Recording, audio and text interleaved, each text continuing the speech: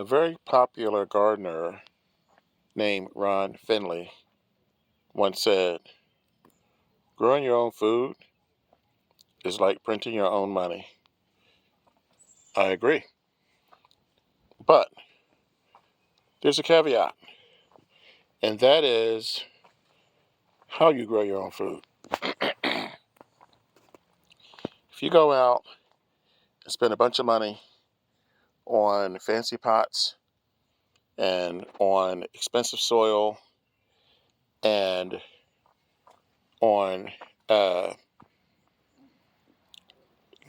fancy equipment, just things that look pretty but don't really add anything to the end product, then you probably aren't going to save any money.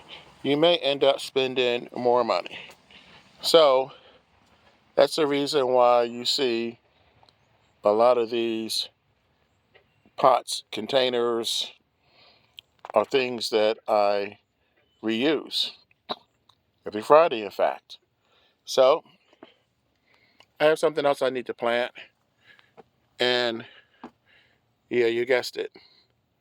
I'm going to use a box. I just gathered these up from around the house. I brought some of these back home from the big box store, from Sam's.